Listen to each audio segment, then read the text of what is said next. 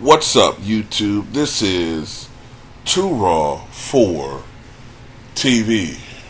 Alright, so I'm a little bit late reporting this, but Dame Lillard of the Portland Trailblazers, at least for right now, has demanded a trade from Portland. And in particular, he wants to go to the Miami Heat. And this is somewhat shocking, but then again, when you look at it, it's not really that shocking because there had been pressure on Lillard to make a decision because the Portland Trailblazers have not been able to acquire any big name free agents.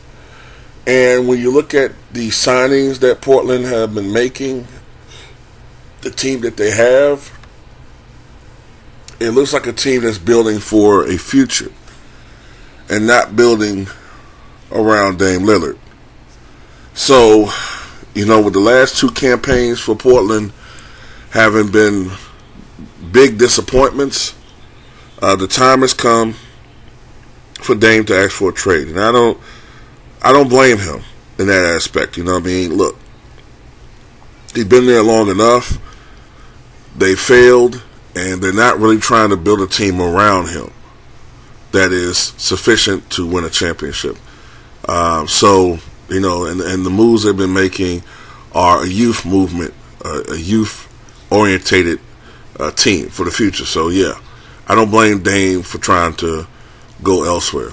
My problem with Dame was I thought he was trying to bullshit too much. Like, on the one end, you keep trying to look at the organization for to blame for why you don't have a team around you when you don't look at yourself too.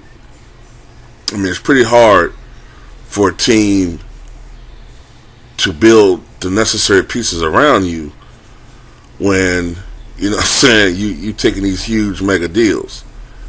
Tim Duncan extended the dynasty with the San Antonio Spurs by taking pay cuts. I think Dirk, if I'm not mistaken, I think even Dirk took some less money as he got older, which allowed Dallas to be at least good for a couple years longer. You can't be taking these huge paydays and then expect a team to be good or great. That's the problem with a lot of these players right now in the NBA. They want to have their cake and eat it too. But anyway, like I said, years ago, I said this back when the Lakers were winning championships. I said Kobe's deal is going to hurt the Lakers in the long run. Back in the old market when $27 million was like making almost $50 million now.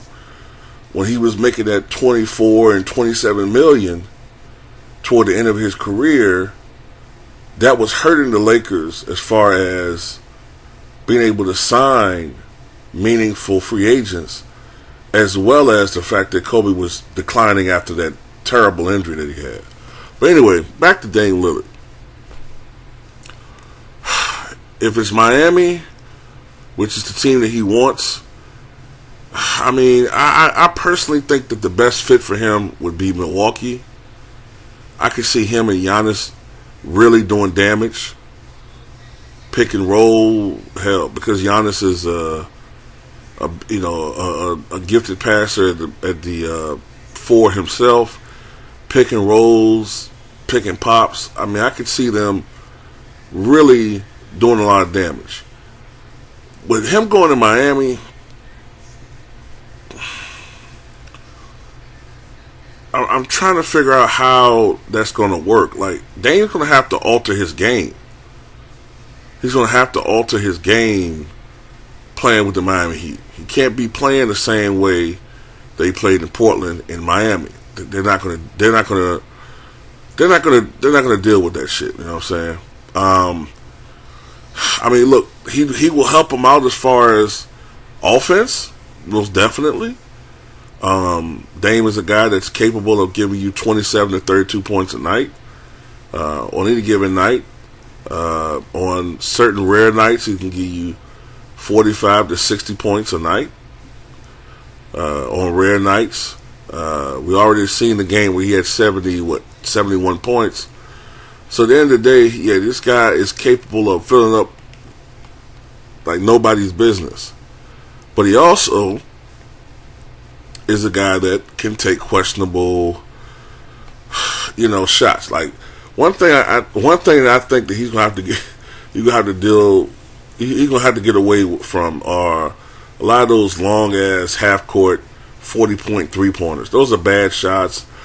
The Miami Heat culture, the team, they're not gonna want someone hot dogging it like that. You know what I mean? You gotta play within the team. So I'm thinking playing with Jimmy Butler, playing on this team, he's going to average more around 25, 26. But I don't know, man. As ball dominant as he is, and as much as Jimmy Butler,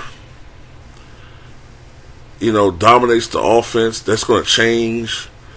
Jimmy's been their guy, their go-to guy down the stretch. Now that's going to be Dame or, you know what I'm saying? Like, with Milwaukee, I could see Giannis dominating for 3 quarters and then Dame taking over the fourth. It's just so much easier. It's just a better mesh.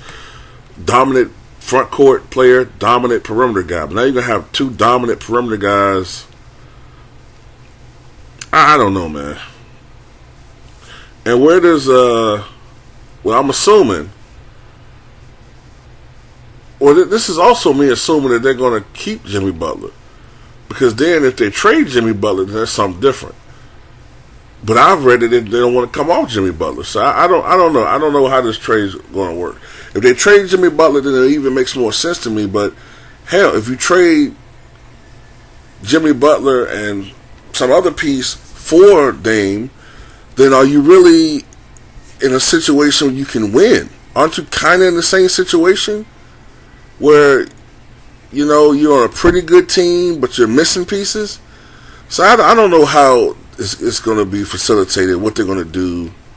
But at the end of the day, whatever, man.